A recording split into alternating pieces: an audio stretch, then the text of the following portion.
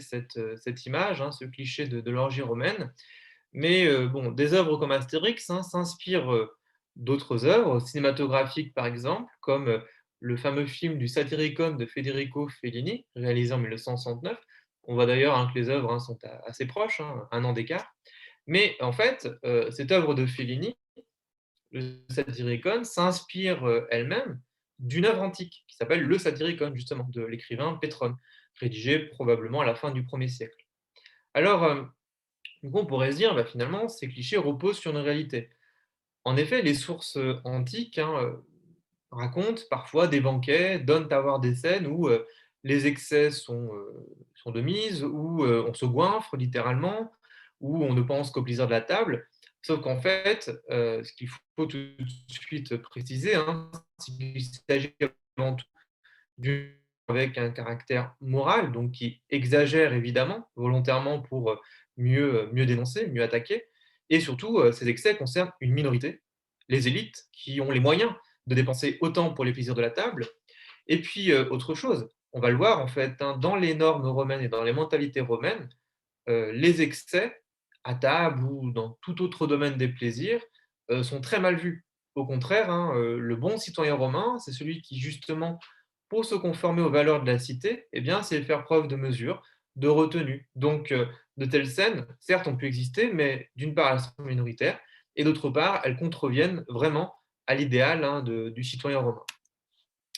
En revanche, les Romains, notamment à l'époque républicaine, hein, donc qui, je le rappelle, hein, s'étend entre 509 et 27 avant Jésus-Christ, hein, si on prend les dates traditionnelles. Les Romains vantent en revanche, hein, les mérites d'hommes parfois illustres, hein, de grands généraux qui se nourrissent simplement de légumes, de raves, de navets, etc., qui en fait symbolisent la frugalité. Et en fait, c'est en restant attaché à la frugalité que le citoyen romain est en mesure de conserver toutes les valeurs morales qui doivent l'habiter. Donc, le contrôle de soi pour en fait être vraiment à même de servir la cité. Celui qui se noie dans les plaisirs, n'est plus à même de gérer les affaires de la cité, n'est plus à même de se battre pour défendre la cité ou commander les troupes, hein, s'il s'agit d'un général. Donc, on voit vraiment qu'il y a un enjeu moral tout à fait fondamental. Alors, une fois que l'on a, balayé ces clichés, ou en tout cas nuancé ces clichés, une autre question que l'on peut se poser, c'est quelles sont les principales nourritures consommées, à Rome? En fait, on va le voir, hein, dans le petit panorama assez général, hein, que je vais vous présenter. Ce que consomment le plus couramment les Romains, hein, n'est pas très éloigné de ce que l'on consomme aujourd'hui. Alors, certaines viandes, par exemple, comme le loir, hein, qui était apprécié des Romains, évidemment, aujourd'hui, ont disparu, des tables. Mais en fait, hein, beaucoup de produits, tant végétaux qu'animaux, sont encore aujourd'hui très courants. Alors, la base, hein, de l'alimentation, pour les Romains et notamment pour le plus grand nombre, mais c'est vrai aussi pour d'autres époques anciennes comme le Moyen Âge, hein, ce sont les céréales et notamment le blé. Et à l'époque d'Auguste, hein, au 1er siècle, Rome compte, on pense à peu près 1 million d'habitants. Et un des enjeux pour le pouvoir, hein, c'est d'être capable de nourrir, une partie, pas toute, hein, mais une partie de cette population et notamment des Selon citoyens Wikipédia, les Romains mangeaient des kebabs et des grecs sauce blanche. qui sont inscrits sur, des listes, hein, et qui ont droit donc à des distributions gratuites, de blé. Alors le blé en fait, vient, d'Égypte, hein, notamment et il arrive à Ostie, donc qui est le port de Rome, qui se trouve à environ 20 kilomètres de Rome, hein et les marchandises remontent le Tibre et ensuite sont distribuées. Donc le pain est consommé soit sous f le blé pardon et notamment donc des blés vêtus, hein, sont consommés, sous forme de pain ou de bouillie et donc ça constitue en fait, hein, l'essentiel de l'apport calorique, chaque jour. Alors, ces légumes, hein, pardon, ces céréales sont, accompagnés de légumes, bien souvent, au quotidien ou de légumineuses. Donc là, par exemple, on trouve des oignons, on trouve ici, également ce qui semble être des poireaux. Alors on a également des pieds de porc, on en reviendra un petit peu après sur la viande, juste ensuite. Donc l'assiette du commun du peuple, hein, au quotidien, se compose surtout de céréales, de légumes, donc ça peut être, des poireaux, des navets, ça peut être du chou, par exemple et des légumineuses qui apportent beaucoup de calories, comme des lentilles, des fèves, par exemple, des pois et cetera. Alors ensuite, pour les autres aliments, notamment issus de l'alimentation, animale, hein, donc que ce soit de la viande, que ce soit du poisson, évidemment, les pauvres y ont accès aussi. Il faut nuancer l'idée que, les pauvres n'en mangent pas. Mais évidemment, c'est dans des quantités bien moindre et puis également de qualité moindre. La viande qui est le plus consommée au quotidien à Rome, hein, c'est la viande de porc qui est vraiment privilégiée. Mais c'est là où il faut être prudent avec ce que nous disent les textes, parce que les textes donnent l'impression que les Romains mangent surtout cette viande. Alors qu'en fait, l'archéologie montre que d'autres animaux sont consommés, comme le bœuf par exemple, alors que dans les textes, on dit que voilà, c'est pas apprécié, c'est pas bon pour la santé, etc. C'est une viande qui est un peu dure, alors que sur les frontières, les soldats en mangent des quantités quand même assez importantes. Alors ensuite, également sur les tables romaines, donc le porc est consommé soit sous forme de quartier de viande, hein, ou des charcuteries, ou des salaisons, ou des boudins. Et puis, alors d'ailleurs, pour faire un petit parallèle avec Lyon, hein, déjà à l'époque, antique, hein, la Gaule, est réputée pour ses charcuteries, pour ses salaisons, qui sont exportées même en Italie. Donc il y a déjà aussi à l'époque, hein, une forme de spécialisation des territoires, par rapport à certaines productions. Et les Romains, accordent une très grande importance, hein, à l'origine géographique des produits. Donc ça, c'est, un paramètre qui est important et c'est intéressant de voir que finalement, bah, encore aujourd'hui, hein, sur notre table, l'origine des aliments, c'est à la fois un gage de qualité, à la fois gustative et parfois aussi, hygiénique, sanitaire. Alors ensuite, donc les volailles aussi sont consommées fréquemment, du poulet par exemple, hein, du canard. Les œufs, hein, tiennent aussi une place importante, au repas, notamment lors de l'entrée. Alors, en dessert, on consomme surtout des figues, mais qui peuvent être consommées, enfin des fruits et notamment des figues, hein. Des fruits qui peuvent être consommés en dessert, mais aussi à tout moment de la journée. Donc on va trouver des raisins, on va trouver des poires, des pommes, des figues, hein. Et puis, on a des changements qui se produisent, hein, à l'époque romaine. En fait, on ne mange pas la même chose évidemment entre le milieu de la République et la fin de l'Empire. Pourquoi? Parce qu'entre-temps, il y a eu des conquêtes, extrêmement importantes, notamment en direction de l'Orient et depuis l'Orient, les Romains importent de nouveaux produits. Et certains fruits sont importés d'Orient, c'est le cas de la pêche, de l'abricot, c'est le cas des cerises par exemple. Donc petit à petit, hein, de nouveaux fruits vont garnir les tables des Romains. Alors ensuite, heu heu, parmi les produits, hein, les plus prisés, on trouve les poissons et les fruits de mer, donc qui sont, parfois à des prix assez élevés. Alors on raconte dans les textes, par exemple, que certains poissons de mer, se vendent plusieurs milliers de sesterces, ce qui est une somme assez conséquente, hein, pour l'époque. Et donc il y a une véritable quête, hein, de poissons frais, d'origine parfois lointaine. Alors évidemment, on va les conserver dans de la soupe, dans des sauces, sous forme de salaison, on va les sécher, les fumer et cetera. Donc il y a, tout un commerce, hein, évidemment, qui se met en place autour de ces produits de la mer. Et de même, à partir de ces poissons, on fabrique une sauce, assez, célèbre, hein, qui s'appelle le garum, Garum, et qui est insérée dans de nombreux plats et qu'on peut comparer au nuoc-mam actuel. Alors j'en profite, pour dire aussi, hein, donc qu'à Lyon, au musée Lugdunum, va ouvrir, mais bon, quand les musées rouvriront, évidemment, une exposition qui s'appelle «Une salade César», qui est déjà montée, qui attend seulement d'être ouverte au public et en fait qui présente, hein, toutes les étapes, hein, de l'alimentation à Rome, hein, du commerce, donc il y a beaucoup de choses sur les échanges, jusqu'au banquet, en passant par les tavernes, les cuisines et cetera. Donc je vous invite vraiment à aller la voir, hein, si, les musées rouvrent, on l'espère. Alors, justement, les marchés donc occupent, hein, une place tout à fait importante dans la ville puisque les cuisiniers, qui sont souvent des esclaves à Rome. À notre époque, hein, on pense grands chefs, on pense, des chefs étoilés qui sont de véritables stars. À l'époque romaine, hein, les cuisiniers sont des esclaves très souvent, mais qui peuvent s'acheter à prix d'or. On sait par exemple, hein, grâce à Pline l'Ancien qu'un, cuisinier peut valoir, le prix d'un cheval à peu près et avec le temps, même le prix de plusieurs chevaux. Donc ça donne une idée un petit peu de l'argent qu'on est prêt à dépenser pour les plaisirs de la table. Et évidemment, ce sont seulement les plus riches, hein, qui peuvent se doter de cuisiniers. Les plus pauvres peuvent les louer, pour le temps d'un banquet, par exemple. Et puis pour les vraiment les plus pauvres, qui n'ont pas les moyens d'avoir de cuisinier, on le verra, quelles sont les stratégies. Alors, le banquet justement, donc est un temps, extrêmement important dans la journée de l'homme romain, mais évidemment, une fois de plus, hein, ce temps du banquet avec, tous ces services, hein, concerne surtout les membres de l'élite. Une élite qui peut être une élite financière, une élite sociale, une élite politique. Donc, ce banquet est un temps où, se manifeste une valeur essentielle, hein, de la société romaine, qui est la valeur de l'hospitalité. C'est-à-dire que l'on va inviter des proches, mais il y a toujours dans l'Antiquité une logique de don et de contre-don, c'est-à-dire toute invitation doit être rendue. Et en fait, il y a des normes. Tout à l'heure, on parlait des orgies, voilà, où tout est permis. En fait, pas du tout. On voit bien avec cette valeur de l'hospitalité qu'il y a des règles de bienséance à respecter lorsqu'on est invité. Donc, par exemple, hein, au niveau des discussions, il faut éviter toute discussion qui pourrait semer le trouble et la discorde. Il faut évidemment faire preuve de retenue, de bonne tenue. Donc, il y a en effet tout un ensemble de règles, de normes hein, qui permettent au repas de bien se dérouler.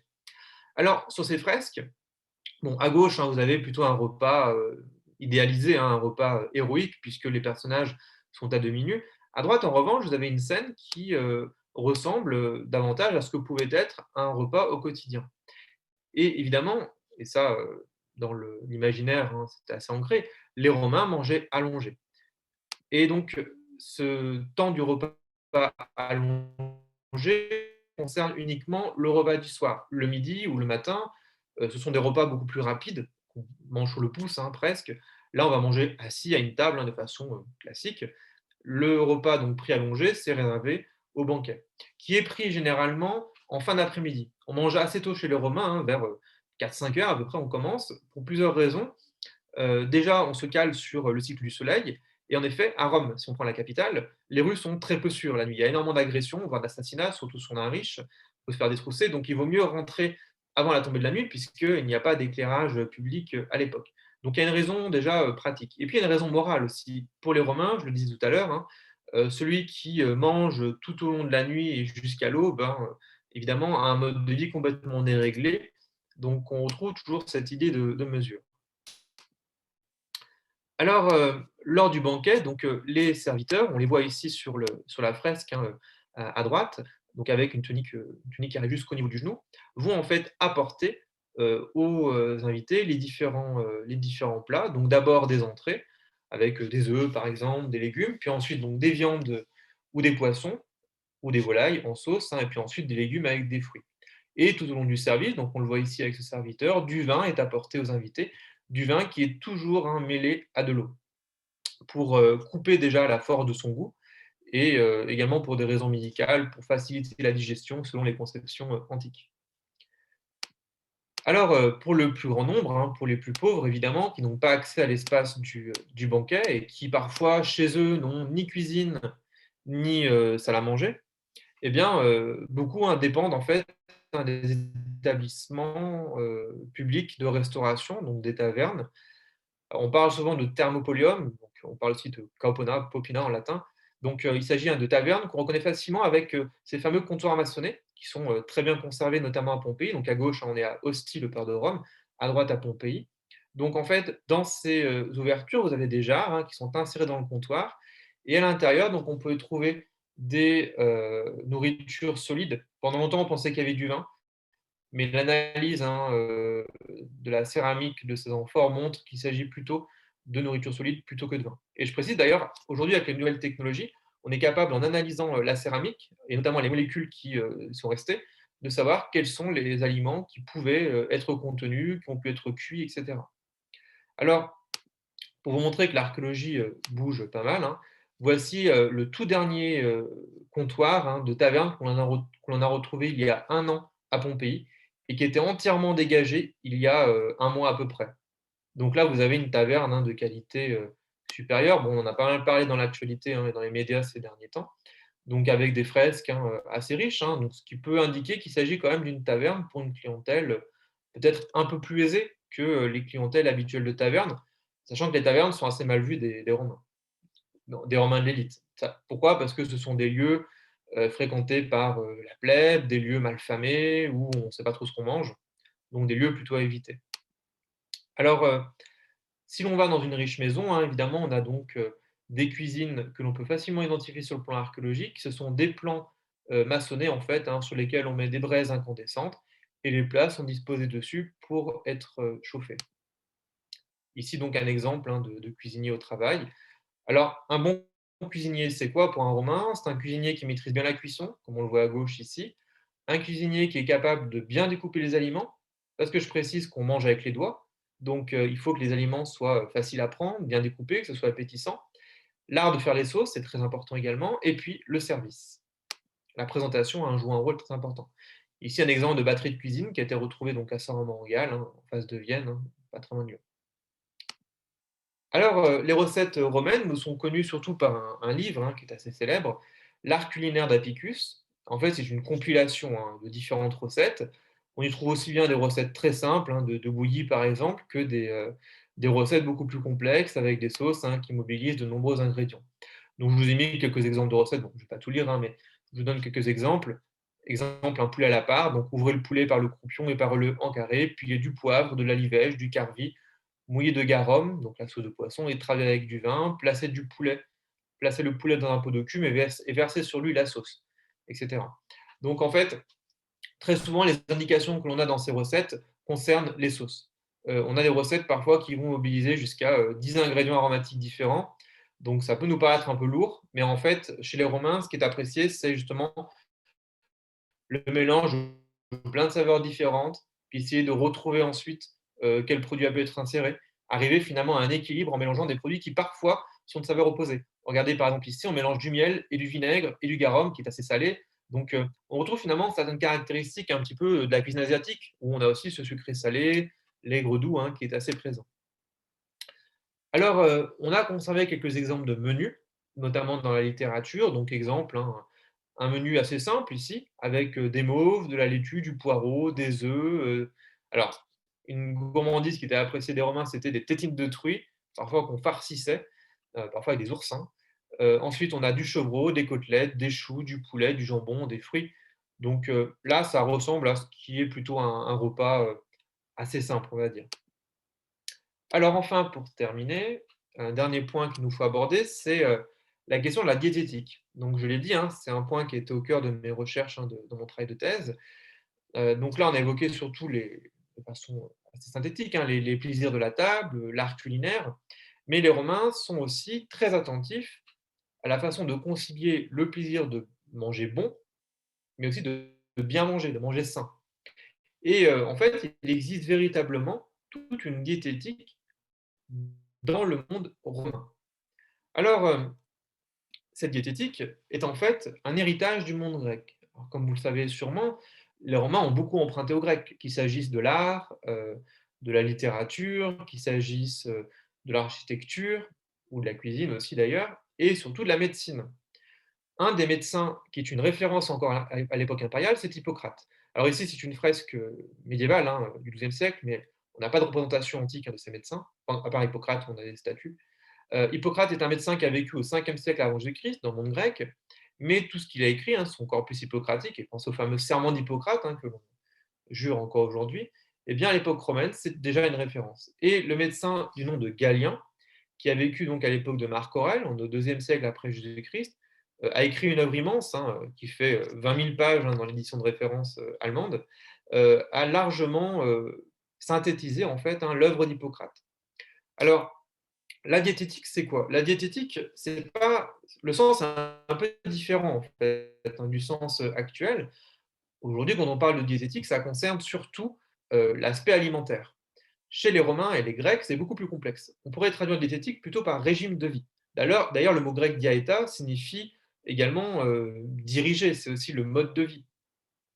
Et donc, ça signifie que l'alimentation n'est qu'une des composantes de la diététique. Le médecin doit prendre en compte aussi les activités physiques, sportives notamment, prendre en compte également le rôle des bains, le rôle de l'environnement. On considère à l'époque que l'environnement naturel, le climat, exerce une influence profonde sur le corps et la santé. Et je rappelle également que l'on considère que le corps est régi, son fonctionnement est régi par quatre humeurs. C'est la fameuse théorie des humeurs, avec donc le sang, la bile jaune, la bile noire, le flegme, et qu'on trouve d'ailleurs jusqu'au XVIIIe siècle. Ce sont des théories qui perdurent durant tout le Moyen Âge et toute l'époque moderne, avant que n'adviennent évidemment les apports de la médecine contemporaine. Eh bien, dans cette théorie, on considère donc que le corps est parcouru par quatre humeurs qui sont comme des fluides. Et en fait, tout ce que l'on mange a un impact sur ces fluides. Ça peut ou les équilibrer ou les déséquilibrer. Par exemple, les médecins disent que la viande de bœuf génère beaucoup de bile noire. Or, avoir beaucoup de bile noire peut contribuer à refroidir le corps, puisque c'est une humeur qui est froide, peut contribuer aussi à des maladies comme la fièvre, par exemple. Alors, pour nous, la fièvre est un symptôme, pas une maladie, Mais à l'époque antique, c'est considéré comme une maladie à part entière. D'ailleurs, on a gardé dans notre vocabulaire certaines expressions. Quand on dit mélancolique, en fait, étymologiquement, c'est la bile noire. On considère que ça agit également sur l'état d'esprit. Donc, il faut savoir comment bien choisir les aliments. Et là où c'est compliqué, c'est qu'en fait, selon la médecine gréco-romaine, on a tous un corps différent. On a tous un équilibre des humeurs qui est différent. Le corps peut être plus ou moins chaud ou froid, plus ou moins sec ou humide. Tout cela dépend de l'âge, tout cela dépend du sexe également, cela dépend du mode de vie, du milieu de vie également. Donc à chaque fois, il faut un régime personnalisé, c'est-à-dire il faut que tous les menus soient composés d'aliments qui ont été sélectionnés par rapport à leur pouvoir et par rapport à ce qu'ils peuvent apporter au corps. Et c'est pour ça que Galien a écrit notamment un traité qui s'appelle Sur les facultés des aliments. Et en fait, c'est un véritable catalogue où, aliment par aliment, il explique ce que ça fait sur le ventre, ce que ça fait sur l'estomac, quelle humeur ça génère, ce que ça peut guérir, etc. Alors, à partir de là, l'aliment devient un véritable médicament. Et aujourd'hui, d'ailleurs, on a une expression qui est l'expression d'alicament. C'est-à-dire, on se sert d'aliments courants, comme une source de remède. Et Galien dit, je le cite ici, nous ne nous servons pas tout le temps des autres remèdes, mais sans aliments, on ne peut pas vivre, ni en santé, ni malade. Et c'est là que du coup, finalement, la frontière entre l'aliment et le médicament devient assez poreuse. Galien dit que c'est dans la nourriture que se trouve le meilleur médicament. Donc, on a en effet une utilisation beaucoup plus large finalement des aliments qu'on ne le fait aujourd'hui. Beaucoup de plantes, beaucoup parfois de matières qui viennent des animaux ou de viande entrent dans la composition de remèdes. Donc parfois la frontière entre les deux est assez floue. Alors ici, je vous donne un exemple d'aliment qui est considéré comme un véritable remède pour les Romains, c'est le chou. Alors en plus, ça rejoint ce que je disais tout à l'heure. Le chou pour les Romains, ça évoque aussi l'imaginaire des premiers Romains qui vivaient très simplement au contact des produits de la terre, qui n'était pas encore corrompu par le luxe, qui arrive avec les conquêtes. Donc, c'est aussi un légume qui est porteur de valeur morale aux yeux des Romains. Donc, un médecin, enfin, c'est un militaire qui a écrit un traité médical plutôt, du IIIe siècle, qui s'appelle Gargilius Marsalis, explique ce que peut le chou. Et il dit donc que Caton, qui est un homme politique de l'époque des guerres puniques, c'est-à-dire du milieu de la République, rapporte que le peuple romain, durant presque 600 ans, a utilisé le chou en tant que remède. Donc il dit que les médecins n'étaient pas encore venus à Rome, c'est-à-dire les médecins grecs, eux qui introduisirent dans l'art médical la cherté de la santé, qui apportèrent avec eux des médicaments venus d'ailleurs pour leur imposer les prix qu'ils voulaient. Donc on voit que c'est une façon aussi, en utilisant ces produits pour à la fois se nourrir, mais aussi garder la bonne santé, une façon de conserver son identité romaine aussi, face à l'influence étrangère, et notamment grecque, qui est mal vue des Romains conservateurs. Alors, à partir de là, on va définir des aliments qui sont bons, d'autres qui sont néfastes. Exemple, Plutarque, qui est un moraliste et un biographe aussi, au sujet de la viande, nous dit qu'il faut tout particulièrement redouter les indigestions des viandes, car elles alourdissent beaucoup sur le moment, puis laissent encore après elles des suites pénibles. Le mieux est d'habituer le corps à n'avoir plus aucun besoin de nourriture carnée. La terre nous fournit quantité d'aliments bien suffisante, non seulement pour notre subsistance. Alors, ce qui est assez marquant avec cet extrait, c'est pour ça que je l'ai mis, il est assez intéressant. Euh, bon, Plutarque, ici, en fait, tient un discours médical, mais qui est très, très largement empreint d'une dimension morale. Les médecins ne vont pas aussi loin que lui par rapport à la viande, même si Galien dit qu'il faut se modérer dans la consommation de viande. Il dit par exemple, Galien, que les athlètes consomment beaucoup trop de viande. Ok, c'est pour leur effort physique, pour leurs activités sportives, mais c'est pas bon. Tout excès est mauvais dans la médecine antique. Et Plutarque, lui qui est un moraliste, va plus loin. Et Plutarque est inspiré des idées de Pythagore. Or, Pythagore, bon, on le connaît tous pour le théorème, mais c'est aussi un philosophe. Et il a développé une véritable pensée sur le cycle de la vie et de la mort. Et ses disciples croient en la réincarnation. Et de fait, les disciples de Pythagore sont végétariens. Et il existe en fait dans l'Antiquité un végétarisme, mais bon, qui est diffusé uniquement auprès des élites, donc d'une minorité intellectuelle très restreinte. Et donc, à partir de là, se construit tout un discours moral sur le bienfait ou non de consommer de la viande. Donc plus tard, lui appelle à se modérer dans la quantité de viande, voire à son passé. Il y a d'autres textes où il dit carrément que ça revient à manger des cadavres. Donc c'est intéressant de voir les parallèles avec le discours moderne aussi sur la consommation de viande. Mais bon, une fois de plus, ça concerne une minorité, et là, c'est finalement le discours moral qui prend le dessus sur le discours médical. Alors, à l'inverse, certains mets, notamment les poissons, sont considérés comme très bons. Par exemple, le rouget, Galien nous dit à son sujet qu'il est agréable parce que, c'est, une nourriture propre pour la nature des hommes et parce qu'on peut en manger tous les jours, c'est facile à mâcher, c'est pas gras, ça donne pas d'aigreur et donc voilà, c'est une nourriture qui peut être donnée même, aux malades, par exemple. Alors évidemment, lorsqu'on est malade, les médecins et ça on le voit dans les textes, hein, élaborent des menus spécifiques qui doivent accompagner, le rétablissement, de la maladie.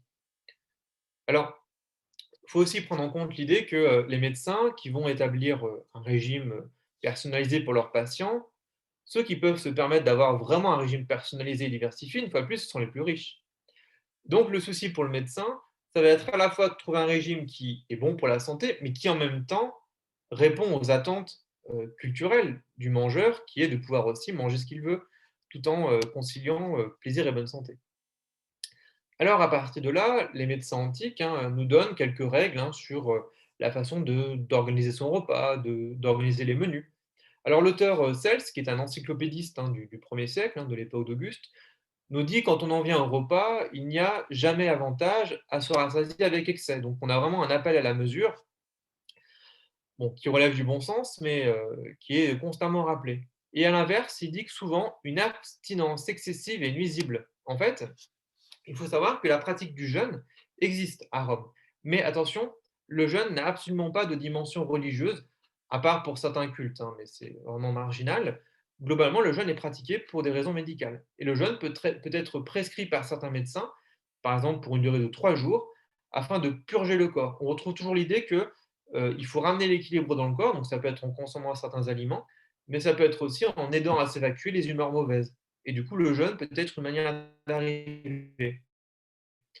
Mais le problème, c'est qu'en fait, et ça on le voit dans plusieurs textes, antiques, certains sont tellement soucieux de leur santé, certains deviennent même quasiment hypocondriaques, qu'ils s'adonnent au jeûne avec excès. Et on a des comportements dans les textes antiques, on le voit, hein, qui, s'approchent presque de l'anorexie. Des personnes qui se font vomir avec excès aussi.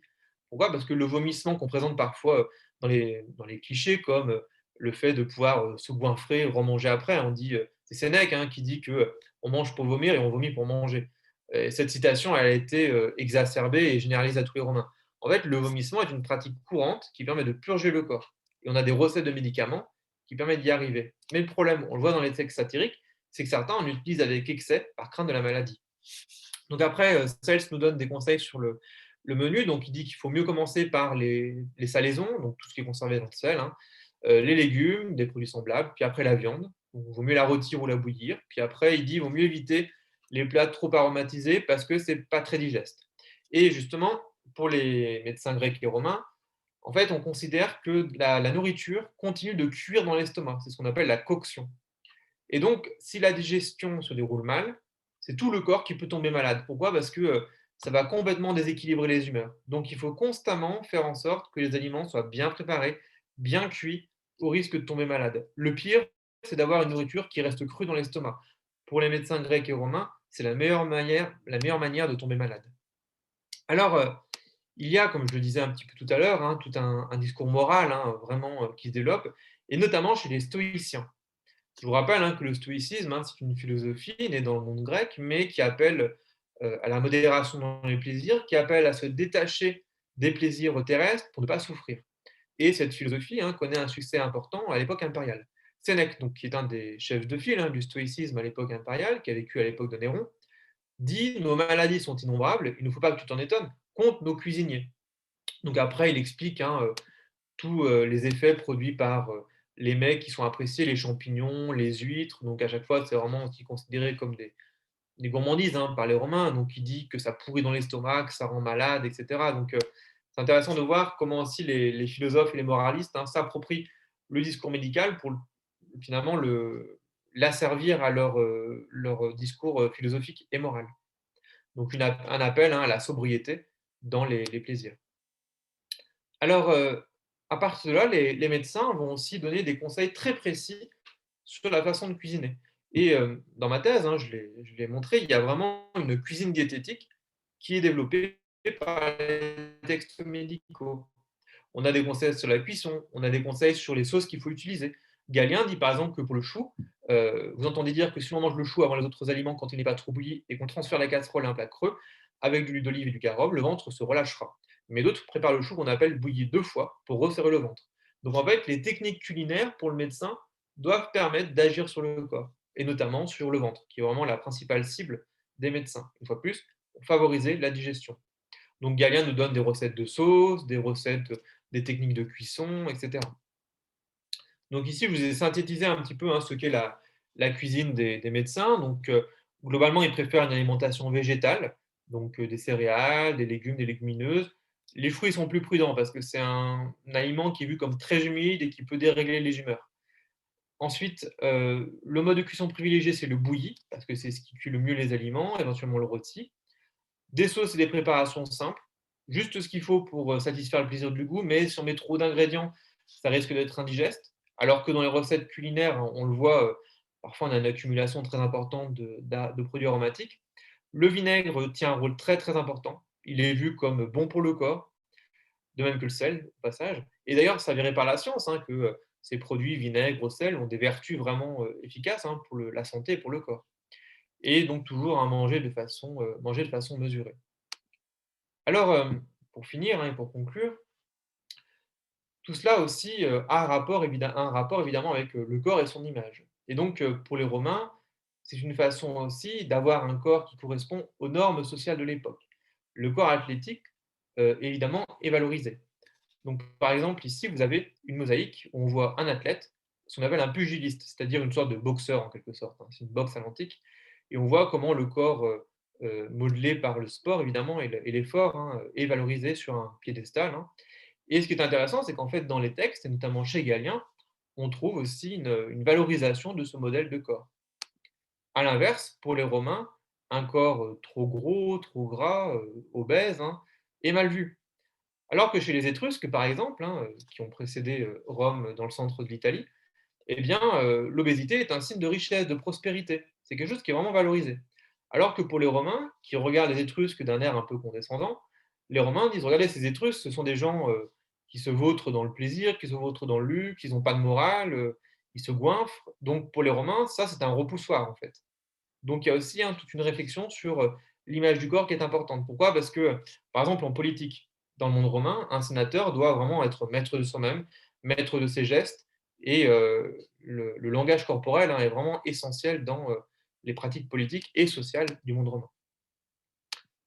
Alors, pour finir, et ce sera le tout dernier point, on peut se demander aussi finalement, est-ce que tous ces préceptes sont vraiment, intégrés par, les populations et notamment par les membres de l'élite? En fait, en ayant comparé bon nombre de sources littéraires, hein, j'ai pu constater que oui, une grande partie de l'élite, hein, bon certains sont écartés évidemment, mais une partie de l'élite est soucieuse, hein, de mettre en pratique ces préceptes, de manger de façon saine, hein, et puis, on voit que finalement il y a une véritable culture médicale qui est pleinement appropriée par par les Romains de l'époque. Alors ici, je vous ai mis une œuvre, bon, comique, hein, c'est le Satyricon de Pétrone. C'est une œuvre, hein, qu'on pourrait comparer un petit peu, à Pantagruel ou à Gargantua de Rabelais avec, un humour un peu exagéré, un peu gras, hein. Donc là, il explique, voilà, comment il se soulage le ventre, il dit qu'il ne faut pas retenir les vents et cetera. Donc c'est sur le ton de l'humour évidemment et la dérision, mais ça montre bien qu'il y a une diffusion quand même de cette culture médicale et du souci finalement de bien manger et d'avoir, un esprit sain dans un corps sain pour reprendre, la formule, de Juvénal. Voilà, donc j'ai terminé ma présentation. Donc, si ça vous intéresse, hein, donc l'ouvrage, hein, qui était mentionné en introduction, donc «L'Empire romain par le menu», qui est une synthèse, hein, que j'ai écrite sur l'alimentation à Rome et qui reprend quelques points que j'ai évoqués. Voilà, je vous remercie. Merci beaucoup pour votre intervention. On va passer aux questions. J'ai vu qu'il y en avait déjà deux dans le chat. Olivier, je ne sais pas si tu peux réactiver ton micro, si tu préfères les poser, sinon je peux les lire. Ok, donc je vais les lire. Première question, donc, y avait-il une fascination de la part des élites et du peuple pour la consolation de rareté de l'Afrique subsaharienne, un peu à la manière de la médecine traditionnelle asiatique avec les cornes d'éléphant ou de rhinocéros, etc. Mmh. Alors, déjà, il faut le savoir, en effet, c'est, un point important. Il y a des échanges commerciaux entre l'Empire romain et des mondes beaucoup plus lointains. Et il y a notamment 3 grandes aires géographiques, en fait, desquelles on importe des produits rares. Il y a l'Extrême-Orient, donc notamment l'Inde, depuis laquelle on importe des épices. On a identifié par exemple du poivre à Pompéi, qui vient clairement du Sri Lanka, donc ça montre bien l'importance des échanges et la grandeur des circuits commerciaux. Ensuite, on a la péninsule arabique, dont on importe notamment des produits aromatiques, des gommes, de l'encens, etc. Et il y a également en effet l'Afrique subsaharienne. Alors, d'Afrique subsaharienne, on va importer notamment de l'ivoire. On fait venir évidemment les fauves. Pourquoi? Parce que bon nombre d'animaux qu'on va retrouver dans les amphithéâtres, par exemple les éléphants, les hippopotames, etc., ils viennent d'Afrique subsaharienne en grande partie. Donc, alors ensuite, en effet, dans la médecine, alors plutôt à caractère magique, je dirais, qu'on retrouve chez des auteurs comme Pline l'Ancien, dans l'histoire naturelle. Mais il faut savoir que magie et médecine ne sont jamais très éloignés dans le monde antique. On va retrouver en effet des ingrédients qui sont exotiques et dont certains viennent d'Afrique. Donc, en effet, il y a finalement un parallèle qu'on pourrait faire entre ce que l'on voit aujourd'hui, où en effet on va chercher des produits exotiques pour la médecine, par exemple chinoise, et à l'époque romaine, c'est un phénomène qui existe déjà, en effet, avec des animaux où on voit, ils viennent clairement du continent africain. Donc, c'est quelque chose qui existe déjà à l'époque. Et je voudrais insister aussi sur le fait que l'Afrique est vraiment réputée pour certaines plantes aromatiques. Par exemple, de Libye, on importe une plante qu'on appelle le silphium et qui est très très appréciée. Et les Romains en importent tellement qu'ils se rendent compte, ils le disent dans les textes, que la plante devient difficile à trouver. On a presque une extinction d'espèces déjà à l'époque romaine qui sont identifiées à cause des circuits d'importation. Ok, merci pour votre réponse. Deuxième question du coup d'Olivier. Je sais que le vin était accessible à toute classe, même aux esclaves. Je crois qu'il fallait le couper à l'eau, sinon c'était dangereux d'en ingérer. On imagine le niveau gustatif. Mais est-ce vrai que certains vins étaient vraiment bons, chers, pas besoin de les couper? Non, mais est-ce que certains vins étaient vraiment bons, chers, pas besoin de les couper à l'eau? Et est-ce que les analyses archéologiques de restes suffisent après tout à tirer des conclusions sur le goût des vins? Alors sur le vin, on a beaucoup de sources, à la fois par les textes et par l'archéologie justement, et notamment par l'analyse des amphores, qui nous apprend pas mal de choses. Alors, déjà, il faut savoir que, déjà à l'époque romaine, et ça on le voit très bien une fois de plus quand on lit l'histoire naturelle depuis l'Ancien, il existe, comme à notre époque, une véritable classification des crus. Donc, on a vraiment des crus identifiés par rapport à leur origine géographique d'une part. Donc, par exemple, on peut vraiment faire une carte des crus de l'Italie. Et on sait que, par exemple, que les crus de Campanie sont les meilleurs, mais c'est assez précis pour qu'on puisse même localiser telle ou telle localité de Campanie. Ensuite, on va aussi identifier le vin par rapport à son âge. Et donc, vous savez qu'à Rome, chaque année, il y a 2 consuls qui sont choisis, même à l'époque impériale. Et donc, sur les amphores, et dans les textes, on le voit aussi, on va identifier l'âge du vin par rapport au consulat. Et donc déjà à l'époque, il y a le souci de servir des vins qui ont bien vieilli et qui du coup sont de qualité supérieure. Et donc en effet, à partir de là, on a un écart entre des vins qui vont se vendre à prix d'or, des vins notamment qui sont importés du monde grec ou qui viennent de Campanie, comme ceux que j'ai évoqués, qui sont jugés vraiment comme des grands crus. On pourrait comparer ces vins comme si c'était par exemple nos grands Bordeaux ou grands vins de Bourgogne actuels. C'est un peu le même principe. Et à l'inverse, à l'autre extrémité, vous avez des vins qui sont vraiment des piquettes, on peut les appeler comme ça. Par exemple, on lit dans les textes que les vins produits sur la colline du Vatican à Rome sont parmi les moins bons et ils sont infects. Donc en effet, il y a toute une gamme de qualités qui va varier. Et évidemment, selon la catégorie sociale, les plus pauvres auront accès évidemment à des vins de qualité moindre, alors que les plus riches auront accès à des vins de qualité supérieure. Donc ça, c'est un premier point. Et on sait d'ailleurs aussi, il y a un autre point important, c'est que la vinification était mal maîtrisée à Rome et le vin pouvait très facilement tourner au vinaigre. Donc ça aussi, c'est un paramètre qui est à prendre en compte. Alors, on sait que parfois, il y avait des viticulteurs qui trafiquaient et qui n'hésitaient pas à mélanger un vin pas terrible avec un vin de meilleure qualité pour corriger le goût. Ça, c'est quelque chose qu'ils faisaient souvent à l'époque antique. Alors ensuite, sur le fait de le couper avec de l'eau. Donc en effet, le vin est toujours bu coupé d'eau.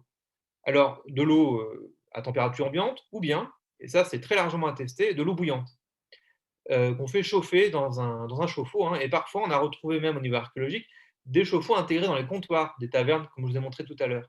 Et pourquoi? Parce que c'est la saveur du vin avec cette chaleur de l'eau qui était vraiment appréciée. Alors, il y avait aussi, selon certains textes, peut-être une dimension médicale pour favoriser la digestion. Et à l'inverse, à l'extrême inverse, on n'hésitait pas aussi parfois à mettre de la glace, de la neige dans le vin. On sait qu'il y avait des marchands de glace qui allaient la chercher dans les montagnes. Il y avait des techniques de conservation qui existaient et qui permettaient de l'utiliser. Donc, un point important, c'est qu'en fait, il y a de véritables raffinements qui se mettent en place pour couper le vin avec de l'eau, donc on le voit avec ce que je viens de dire. Et en fait, pour un Romain, boire le vin pur, c'est être un barbare. Donc c'est quelque chose qui est extrêmement mal vu. Le seul contexte où boire du vin pur est admis, c'est dans le contexte médical et en petite quantité. Donc ça, c'est un point qui est tout à fait important. Et en effet, couper l'eau, c'est ce que j'ai pu lire dans certains textes antiques, hein, revêt une dimension médicale. C'est pour rendre le vin plus digeste et meilleur au goût aussi, parce qu'en fait, on estime que le vin antique, hein, faisait environ 20 degrés, voire plus.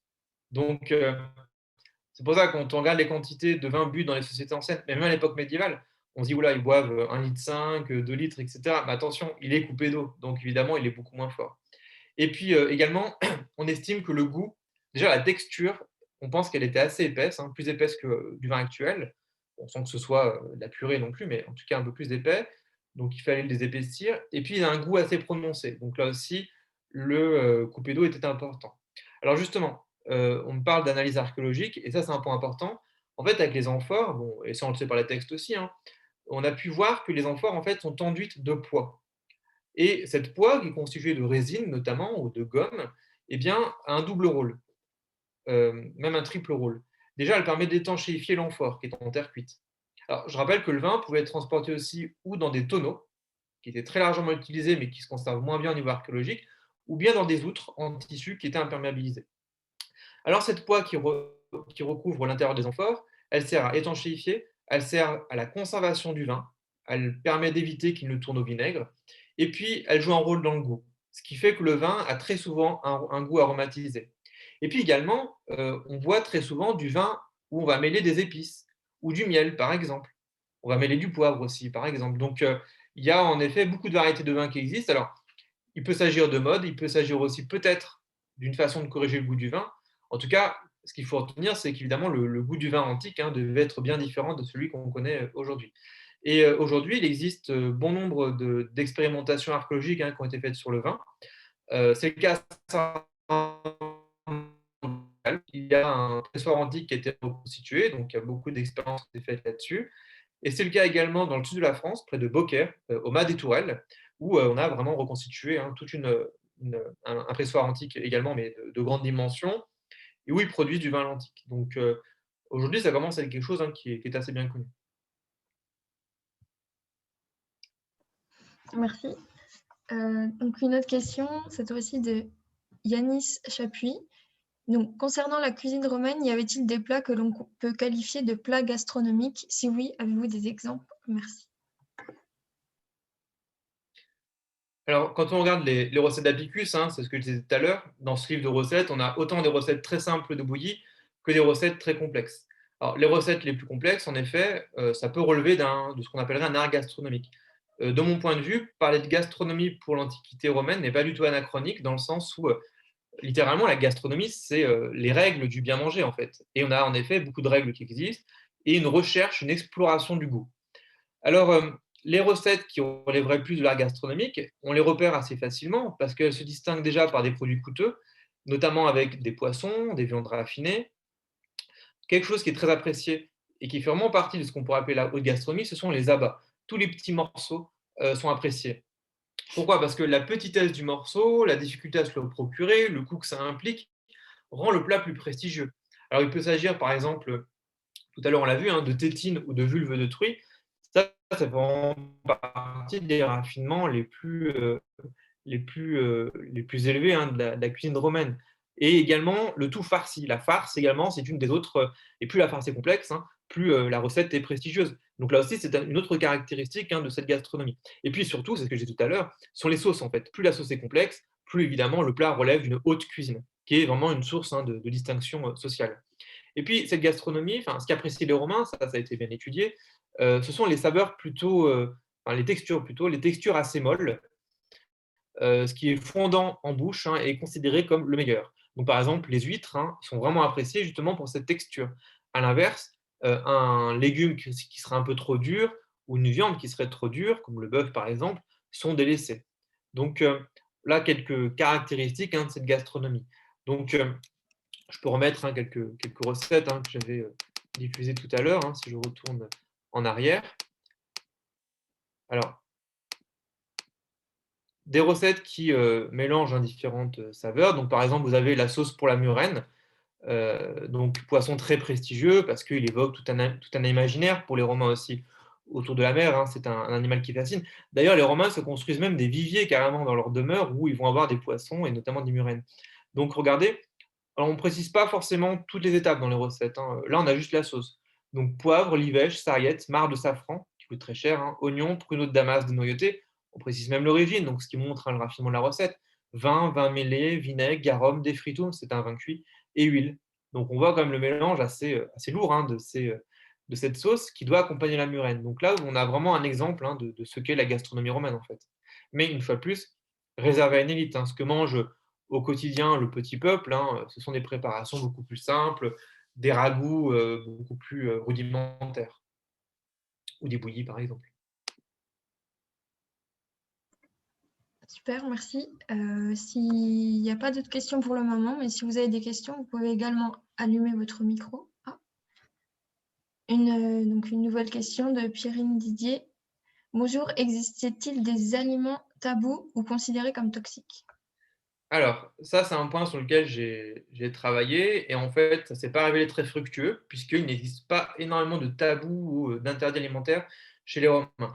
Alors, concernant les tabous, si on commence par ce premier point, concernant les tabous, en fait, pour le monde romain, enfin, pour la société romaine en général, il n'en existe pas vraiment. Il s'agit à chaque fois soit de communautés bien précises qui vivent dans le monde romain, religieuses ou philosophiques, ou bien des cas très particuliers de prêtres, par exemple, qui doivent observer des règles de pureté. Alors, évidemment, il y a beaucoup de juifs dans le monde romain, donc il y a l'interdit par rapport au porc. Ensuite, on a certains groupes philosophiques, comme je disais tout à l'heure, les pythagoriciens. On a aussi les dévots de la déesse Isis, qui s'abstiennent de viande. Donc, ça concerne vraiment des cas très, très précis. Alors ensuite, on a quand même certains aliments qui sont considérés comme liés au monde des morts. Et c'est le cas notamment de la fève. La fève, alors il y a plusieurs explications sur l'origine de ce tabou, mais en tout cas, la fève est associée au monde des morts, et notamment lors des fêtes comme la fête des Lémurias, par exemple, où on croit que les esprits des morts reviennent en les vivants. Il y a un rite où on doit justement jeter des fèves noires dans la maison par-dessus son épaule. Donc, on a certains aliments qui doivent être évités, et par exemple, les fèves, justement, sont évitées par les pythagoriciens. Mais voilà, ça reste globalement quand même assez marginal. Par contre, ça serait plus des aliments qui culturellement ne sont pas acceptables. Par exemple, on sait que dans le monde romain, on pouvait manger les animaux de l'amphithéâtre. On a des textes qui disent très clairement qu'on pouvait manger de l'ours. On a retrouvé une nouveau archéologique, il semble, à Pompéi, une girafe qui a effectivement été consommée. Ça, c'est pas très bien vu. Manger des animaux trop sauvages, c'est risqué de s'assimiler aux barbares. Mais pour autant, employer le mot vraiment tabou serait peut-être un peu fort. Ensuite, des éléments considérés comme toxiques. Alors, la principale méfiance, et c'est du bon sens, concerne les champignons. Notamment parce que l'empereur Claude meurt en 54. Alors, empoisonné peut-être par sa femme Agrippine, qui veut s'en débarrasser pour laisser le pouvoir à Néron, elle aurait empoisonné ces champignons. Donc, ça a renforcé l'imaginaire du champignon toxique, du champignon néfaste.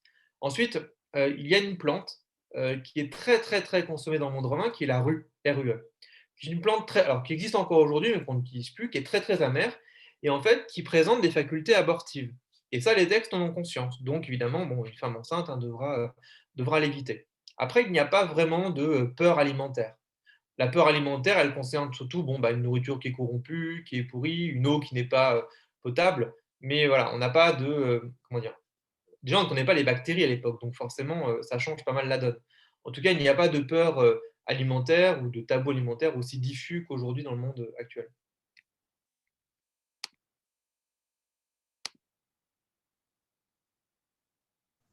Merci. Si quelqu'un a une autre question, même en allumant le micro, il n'y a pas de souci. Ok, donc une question de Samantha. Donc déjà, qui vous remercie. Vous avez parlé que le Loir était un plat très apprécié à une époque. Savez-vous pourquoi ça a changé exactement? Et pensez-vous que certaines viandes de rongeurs ou des plats qui pourraient nous repousser pourraient revenir au menu de certains restaurants, soit pour l'originalité, jouer sur l'aspect historique, soit pour une certaine saveur peut-être? Alors, concernant la consommation d'animaux, je pense vraiment qu'il y a une dimension culturelle, en fait. Le goût, c'est une construction culturelle.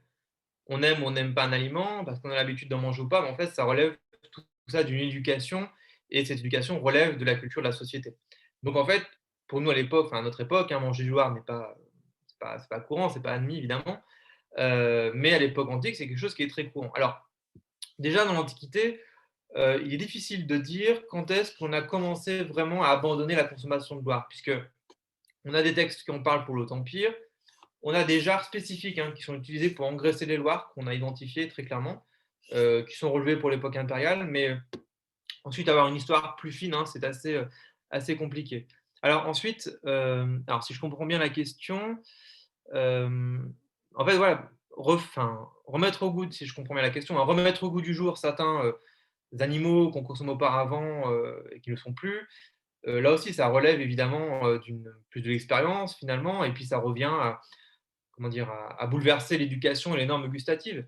Un bon exemple, les insectes, hein, par exemple, les insectes n'étaient pas consommés à l'époque romaine. Dans notre culture occidentale, on n'en consomme pas. Mais aujourd'hui, sous l'influence d'autres cultures, c'est quelque chose qui se développe de plus en plus. Donc, ça montre hein, que tout n'est jamais figé, évidemment, et que les goûts hein, alimentaires évoluent au sein d'une société sous l'influence notamment étrangère. Alors après, par rapport à l'Antiquité, pour revenir sur l'Antiquité, il faut savoir qu'au Moyen Âge, en fait, la vision chrétienne du monde, et notamment de la création et des animaux, va aussi pas mal bouleverser les hiérarchies animales.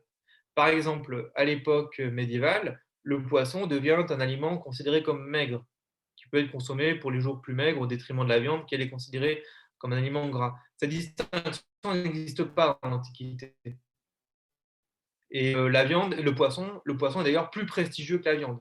Donc on voit hein, qu'il y a une évolution aussi des valeurs hein, alimentaires, et là que le christianisme hein, joue un rôle important dans le cadre de l'Europe.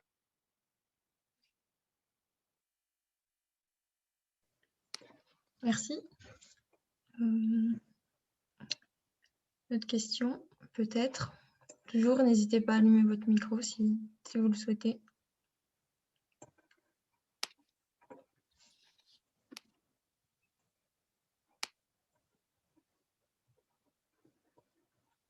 Okay.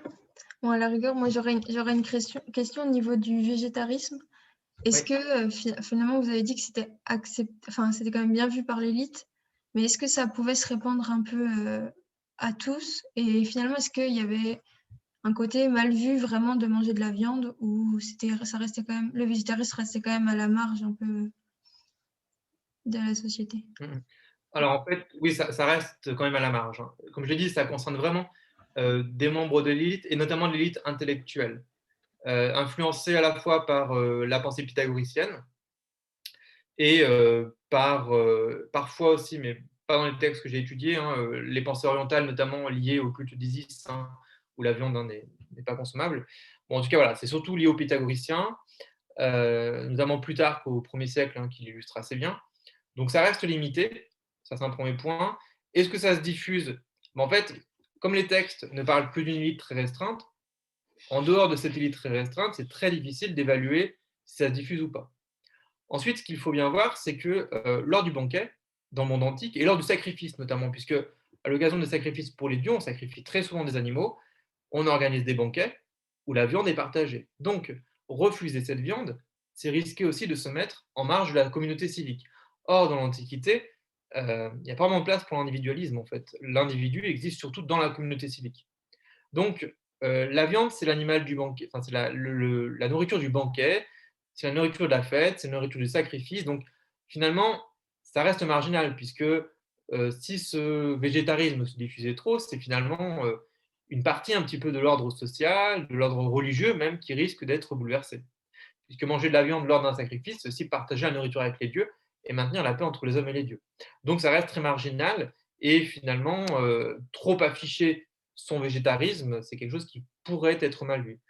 Même si c'est bien vu, évidemment, des moralistes hein, que je viens de citer. Mais du point de vue romain, on va dire classique, hein, c'est quelque chose qui on n'a pas trop de réaction dans les textes par rapport à ça, mais quand on connaît la morale romaine, il me semble que c'est quelque chose qui pourrait voilà, être vu comme une déviance, en fait. Très bien, merci beaucoup. Bah, merci beaucoup à vous. Une dernière question pour finir. Existait-il des plats traditionnels pour des occasions spéciales? Oui, alors, bah, justement, j'ai créé un petit article en ligne à ce sujet qui est paru il n'y a pas très longtemps sur le site de la Revue des études anciennes. Je vous le note dans le chat. Et en fait, il y avait une fête en décembre qui était très importante, qui est la fête des Saturnales, et qui est vraiment pour les Romains l'équivalent de nos fêtes de fin d'année. C'est la fête de Saturne, au milieu du temps, et donc ça clôt l'année qui recommence en janvier. Et durant cette fête, pendant 7 jours, hein, au début c'était 3 jours et c'est passé à 7 jours, hein, on fait des banquets tous les jours. Donc évidemment, ça suppose des repas un peu plus travaillés que ce que l'on consomme d'habitude. Sauf que malheureusement, on n'a pas de menu précis pour ces repas de fête. On sait en revanche que la présentation devait être très travaillée. Je donne un exemple que justement j'évoque dans l'article hein, que je viens de mentionner. À Rome, il était courant de faire des plats, notamment à partir de viande ou de poisson, que l'on moulait. C'est-à-dire on prend un moule en forme d'animal, en forme de poisson, en forme de lapin, etc. On met la chair qui est pilée dans le moule, on retourne, et ainsi donc on a un plat qui a la forme d'un lapin. Et en fait, il y a tout un jeu d'illusions, parce que par exemple, quand on n'a pas les moyens de faire du poisson, on va prendre un moule en forme de poisson, on va prendre de la chair de porc, on va la mettre dedans, et on aura l'impression de manger du poisson, alors qu'en bouche, en fait, ça s'avère être du porc. Donc ça, c'est quelque chose qui est assez classique hein, dans la cuisine romaine. Et en fait, en faisant des recherches pour cet article, j'ai trouvé un petit passage qui est assez révélateur où on dit que pour les Saturnales, on fait énormément de plats de ce type. Des maquettes de plats, des faux aliments, on fait des plats déguisés. Et on rapporte notamment des pommes, par exemple, que l'on va piquer de petits bâtons pour imiter les oursins. Donc, ça suppose qu'en fait, le banquet des Saturnales, donc de fin d'année, finalement, ne se différencie pas trop du banquet classique qui est déjà festif à la base, qui est déjà festif. Par contre, ça laisse supposer en effet qu'on va travailler davantage la présentation. Donc après, voilà, le détail vraiment des menus nous échappe. Mais en tout cas, il y avait un souci de marquer le coup par des repas plus sophistiqués. Et on sait qu'il y avait des jeux aussi qui accompagnaient ces fêtes, des jeux notamment avec nos bras, dans les jeux de société, etc. Et par les enfants et par les adultes. Super, et bah, merci. Donc, c'était la dernière question. Merci à tous d'être venus pour ce thème et on se retrouve la semaine prochaine pour le thème 91. Merci à Dimitri Tillois d'Ambrosie d'être venu. Bonne journée. Merci beaucoup.